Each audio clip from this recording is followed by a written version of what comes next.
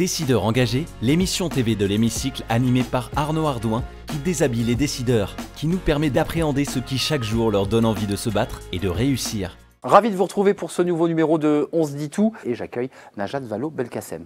Bonjour. Bonjour. Ah, vous avez gardé votre casque? Non, moi je suis toujours avec un casque sur les Vous n'auriez, si vous aviez été ministre, vous n'auriez pas gardé le casque et vous ne seriez même pas venu avec le casque. Pourquoi? Car vous auriez eu un conseiller en communication qui vous aurait dit, Madame la ministre, mais c'est pas possible. D'écouter de la musique? Écoutez de la musique, d'avoir un casque, non. d'être dans la vie, quoi. Détrompez-vous. Mais quand vous étiez ministre, vous arriviez... Non, c'est pas vrai. Non, quand c'est pas j'étais vrai. ministre, j'adorais monter dans la voiture de fonction en l'occurrence parce que, en fait, une fois les portes refermées, le son, la qualité du son, et c'était toujours des trajets musicaux au contraire. Donc c'était votre petit moment de respiration où vous écoutiez. Alors j'ose pas vous demander ce que vous aviez dans votre casque en entrant. Vous écoutiez quoi? Alors là, en l'occurrence, j'écoutais du Jean-Jacques Goldman. Pourquoi pas? Comment ça, pourquoi pas? C'est une des personnalités françaises les plus aimées. Notamment de moi. Mais bon, j'écoute de tout. J'adore la musique. Je trouve que ça ajoute du sel à la vie. Merci d'avoir répondu à l'invitation. Alors, si vous avez soif, si vous voulez quelques petites chouquettes, elles sont à votre disposition. Vous avez été une femme politique, ministre de l'Éducation nationale, femme de premier plan. Vous démarrez votre vie personnelle, mais politique, à Lyon. Et puis, vous devenez ministre.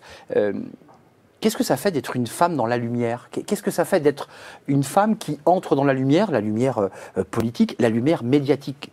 Vous vous souvenez de ce moment où ça bascule, le moment où vous dites je suis plus celle qui de Lyon, mais je deviens quelqu'un d'important, je mets des guillemets, ou qui va prendre des décisions importantes? Alors, ça dépend. Si la question porte sur l'entrée dans la lumière, c'est pas la même chose que le fait d'accéder à des responsabilités. D'ailleurs, moi, pour ce qui me concerne, en tout cas à une échelle nationale, je suis entrée en lumière, en quelque sorte, comme porte-parole de Ségolène Royal dans la campagne 2007. Oui, je ne voulais pas revenir si loin.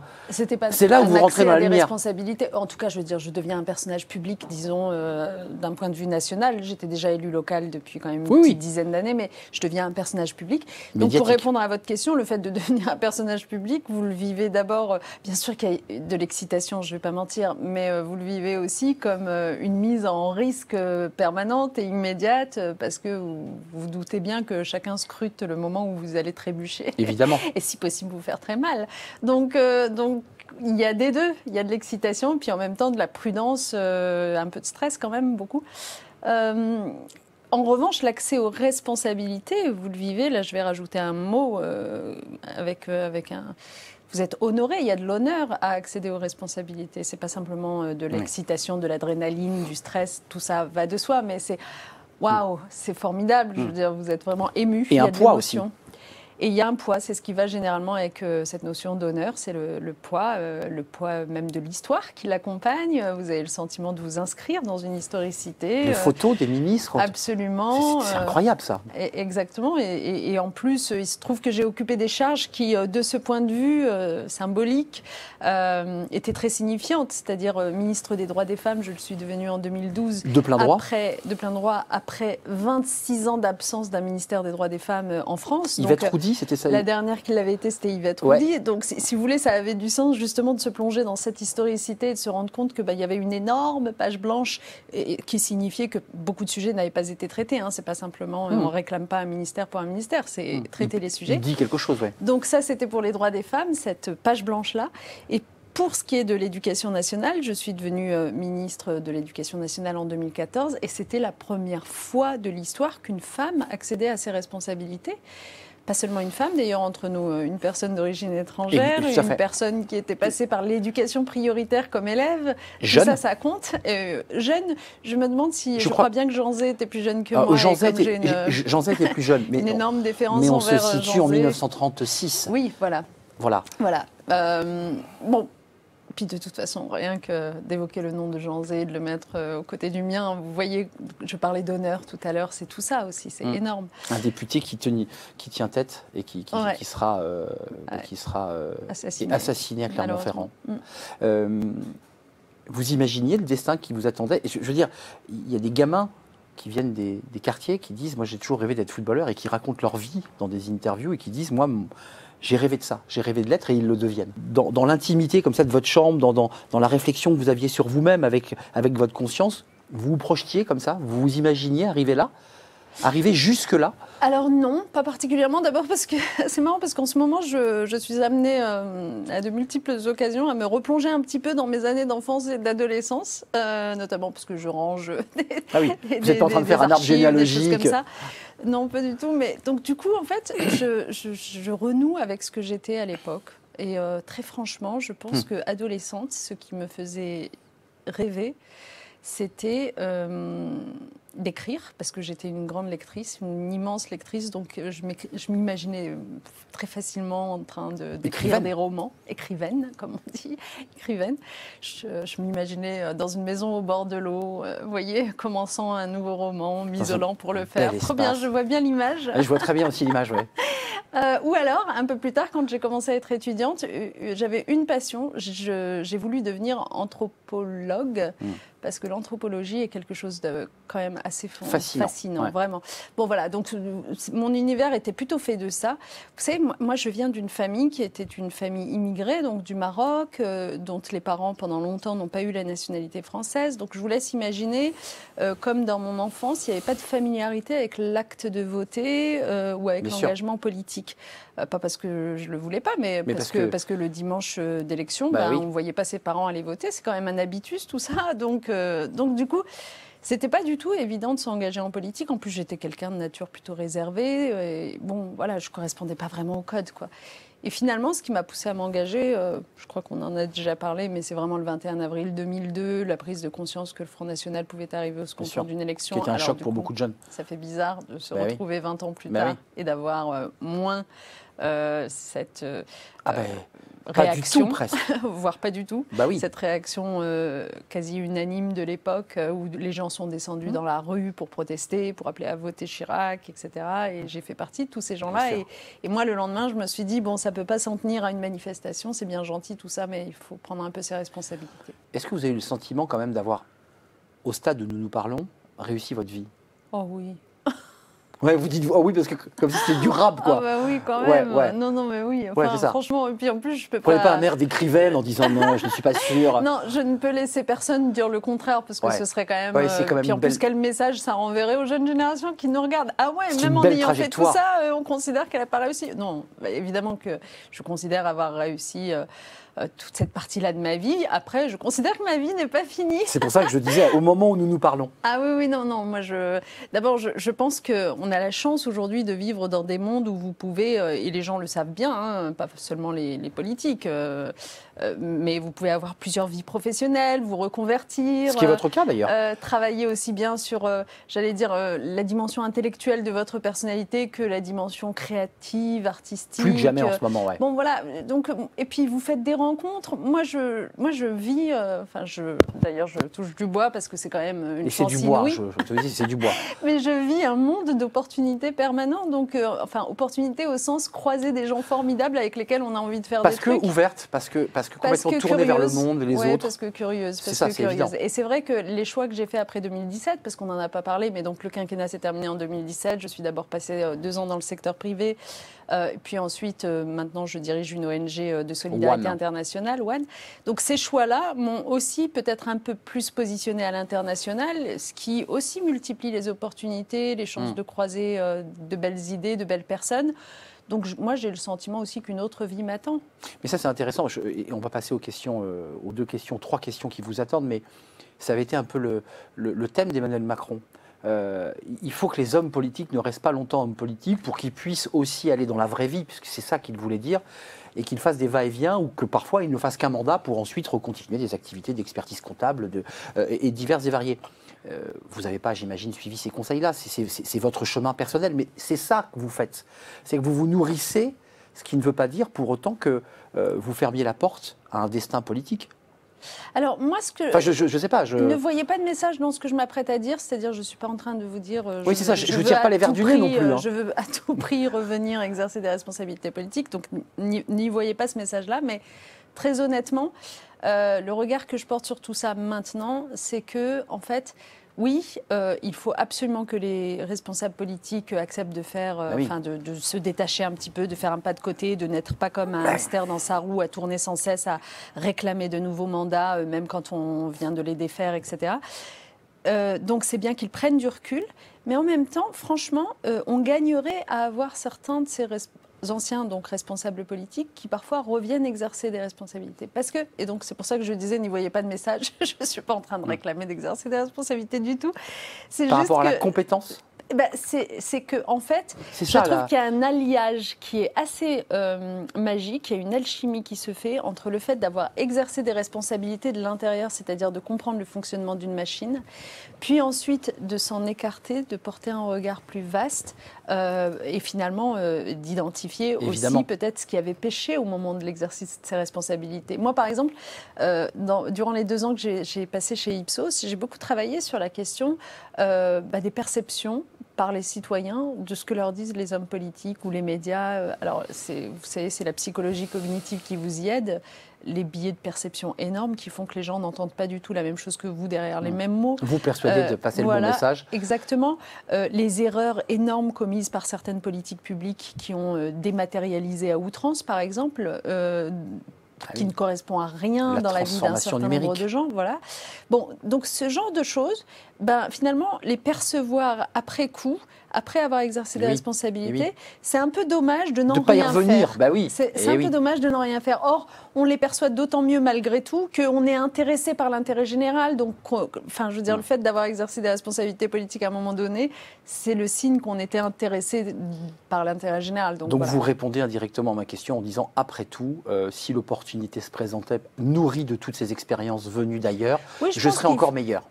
Alors, je ne parle pas de moi.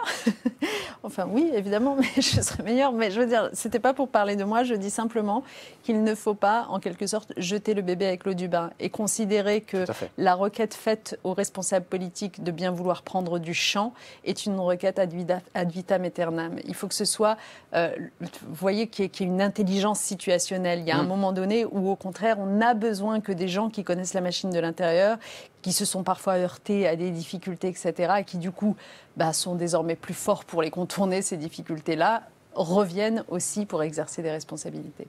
Tout de suite, c'est la question G-Collect, la FinTech du recouvrement et du recouvrement éthique. La question va vous être posée juste après le jingle.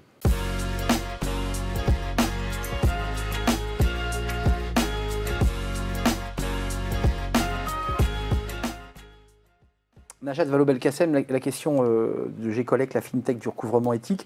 Vous avez choisi parmi la liste des questions qui vous ont été proposées, celle-ci, les entreprises et institutions ont un rôle majeur à jouer pour développer une économie plus inclusive, plus éthique et plus solidaire. Quels sont vos engagements en la matière? Alors vous avez évoqué One tout à l'heure, c'est une ONG. Enfin, j'imagine que vous allez évoquer ces sujets-là. Oui, alors c'est vrai que comme je suis à la tête d'une ONG, ça répond peut-être pas exactement à la question. C'est-à-dire que par définition, l'ADN d'une ONG, c'est de travailler pour l'intérêt général et surtout celle-là, puisque c'est une ONG qui lutte contre l'extrême pauvreté et les maladies évitables dans les pays les plus pauvres du monde. Donc voilà, j'allais dire, oui, on est plus inclusif, plus éthique, c'est un peu évident. Mais je me suis beaucoup intéressée aussi à ce que les entreprises, même quand ce n'est pas leur cœur de métier, justement, peuvent apporter sur ces sujets, et notamment à l'échelle mondiale d'ailleurs, parce que les dysfonctionnements mondiaux, on y peut quelque chose. Les pouvoirs publics y peuvent quelque chose, les multinationales y peuvent quelque chose, soit en laissant faire, du coup, comme si c'était une fatalité, soit au contraire en résorbant les inégalités. Ça avance quand même. Et j'en veux pour exemple, pour être très précise, l'industrie du textile par exemple. Quand vous faites le point sur l'industrie du textile et que vous vous rendez compte que, grosso modo, on fait encore produire des t-shirts à 2 € dans des usines du Bangladesh, dans des conditions dégueulasses. Et qu'on détruit, qu'on gaspille. Voilà, qu'on gaspille ici parce que, du coup, il y a une surconsommation qui ne rend même pas les gens heureux ici, avec des sites internet, je ne vais pas citer les sites de vente à distance, et qu'une fois que ces tenues ont engorgé nos dressings, il y a un moment donné, on s'en débarrasse en pensant les mettre dans des bennes qui vont servir les personnes les plus pauvres Or, dans notre pays, en fait, je vous le dis, c'est une infime minorité qui va à ces personnes-là. Et pas dans des réseaux. En fait, l'essentiel de ces dizaines de millions de pièces finit par être renvoyées vers des pays du Sud, le Ghana par exemple, où ça arrive en telle quantité que même si on essayait de les revendre sur le marché local, de toute façon, il n'aurait trop pour habiller la population locale 6 fois par jour. Donc du coup, où atterrissent ces pièces à la fin des fins? Elles atterrissent dans des décharges à ciel ouvert où elles vous détruisent un écosystème. Bon, donc vous voyez, par exemple, ce récit de la folie d'une partie importante de l'industrie du textile. Je dis bien d'une partie parce qu'il y a évidemment, du coup, il y a des entreprises qui se veulent plus éthiques sur le sujet, etc. Mais si vous prenez cette illustration-là, vous vous dites, ben oui, les entreprises doivent se poser sans attendre d'adopter une raison d'être, etc. Elles doivent se poser elles-mêmes la question de mon impact sur le monde qui m'entoure, à l'échelle locale, à l'échelle nationale, à l'échelle globale. Et moi, comme je suis ex-pouvoir public, je ne peux m'empêcher de dire que le meilleur service à rendre aux entreprises pour qu'elles le fassent, ce travail d'introspection, c'est la régulation quand même. C'est au fond d'avoir des bonus-malus. Donc la main de la puissance publique. Bien sûr, moi je pense que la main de la puissance publique, en fait, on la présente souvent comme contraignante, mais vous nous imposez des règles punitives, etc. Mais en fait, comme je viens de vous le dire, elle peut au contraire rendre les choses plus confortables. Parce que comme elle installe les mêmes règles pour tout le monde, d'une certaine façon, eh bien, l'entreprise qui va se mettre à être plus vertueuse ne va pas être sanctionnée par le marché, voyez, au profit de sa concurrence moins vertueuse. Les bons élèves sont accompagnés et aidés. Voilà. En fait, pour le dire autrement, dans le monde actuel, malheureusement, une entreprise vertueuse, en l'absence de règles établies par les pouvoirs publics, perd à être vertueuse. Donc, nous avons besoin de pouvoirs publics qui régulent pour que les premières gagnent au contraire. Question du Collège de Paris. Regardez cette question après le jingle. Alors là, évidemment, on va parler éducation alternance.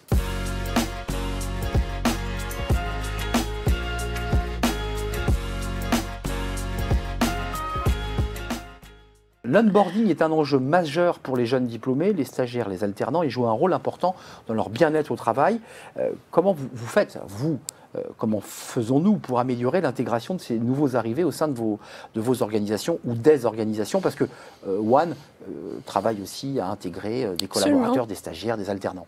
Oui, j'ai trouvé cette question très intéressante parce que, évidemment, j'y suis confrontée comme employeuse aussi. Et évidemment, on vient de traverser une crise du Covid-19 qui a rendu les choses tellement difficiles. Donc, je suis de tout cœur avec toutes les structures et puis les jeunes gens qui ont été confrontés à cette situation infernale de commencer, que ce soit comme stagiaire, alternant ou nouvelle recrue, en période de visio, de non-présence au bureau, etc. De ne pas voir les collègues au café. De ne pas voir les collègues. Et donc, du coup, comme j'ai vécu ça de très près, en plus, il se trouve que One est une ONG qui accueille très volontiers, très souvent, des jeunes, en fait, sous différentes formes. C'est très jeune, c'est une nouveaux emplois, stagiaires, alternants aussi, on fait tout ça.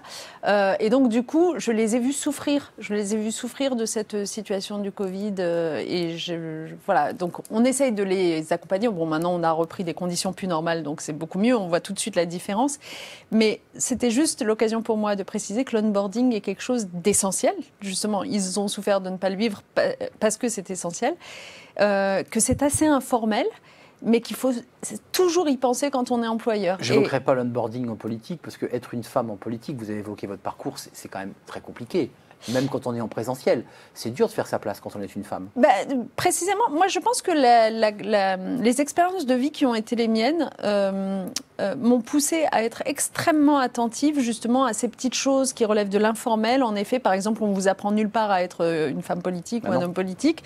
On vous apprend nulle part à gérer votre premier meeting ou même votre première cérémonie, votre premier débat. Alors vous me direz si, il y a du média training. Moi, j'ai jamais fait de média training. Enfin bon, je veux dire, on vous apprend nulle part comment vous devez vous comporter lors du premier conseil des ministres. C'est quoi une réunion interministérielle? Enfin, vous apprenez tout sur le tas. Donc, ayant retenu ces expériences de vie-là, j'avoue que je suis toujours dans une démarche de transmission. C'est vraiment mon grand dada. C'est pas par hasard que, par exemple, j'ai créé un programme de formation sur les questions d'égalité femmes-hommes à Sciences Po.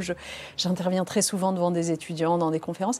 Parce qu'en fait, j'essaye de partager les quelques leçons que tout ça m'a apprises pour faire gagner du temps aux suivants. Et être inspirante. Et donc, du coup, pour revenir à l'onboarding dans notre ONG, par exemple, j'ai remarqué une chose, c'est que les jeunes recrues, c'est très important de les emmener avec soi dans des rendez-vous sur le terrain, voilà, qu'elles assistent, pas simplement en théorie sur le papier. Et puis qu'on ne laisse pas au bout du bureau, quand toute l'entreprise va faire un déplacement en disant, bon, bah, ça tu restes, t'es stagiaire, Absolument. tu bouges pas. On se dit, ah bon, bah ok.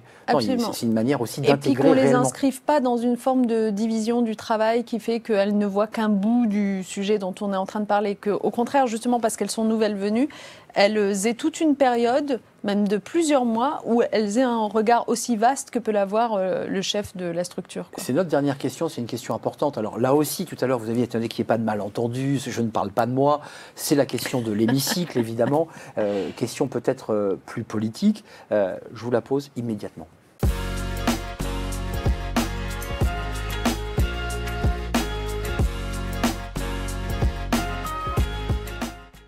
D'habitude, je pose la question qui est un peu traditionnelle dans notre émission, on se dit tous, si vous aviez un message à faire passer et vous avez une caméra, vous allez pouvoir la regarder face caméra, vous aurez un petit pupitre bleu, blanc, rouge. Vous êtes habitué, vous avez fait tellement de conférences de presse quand vous étiez ministre avec ce fameux pupitre, avec votre nom écrit. Si vous aviez quelque chose à changer? Je crois que j'adopterais un grand plan d'installation de lieux de mixité. Mais de mixité dans tous les sens du terme. Parce qu'en fait, je pense que c'est ce dont souffre notre pays, c'est de l'absence de mixité.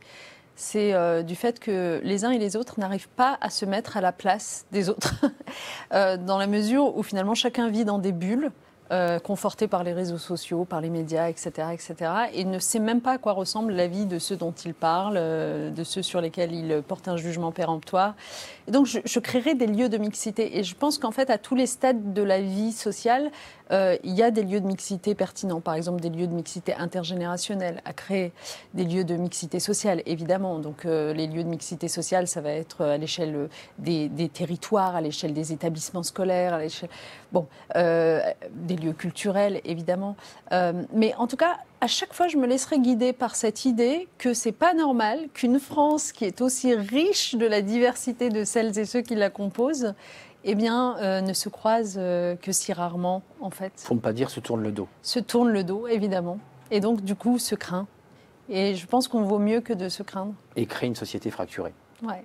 Merci Najat Vallaud-Belkacem d'être venue nous rendre visite. Merci C'était un vrai plaisir de vous accueillir dans l'émission On se dit tout. Merci pour votre fidélité. Puis je vous dis à très bientôt pour un nouveau numéro de On se dit tout. Et puis je laisse Najat Vallaud-Belkacem remettre son casque.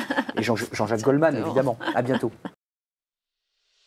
Décideurs engagés, l'émission TV de l'Hémicycle animée par Arnaud Ardouin qui déshabille les décideurs, qui nous permet de mieux les connaître dans l'intimité et d'appréhender ce qui chaque jour leur donne envie de se battre et de réussir.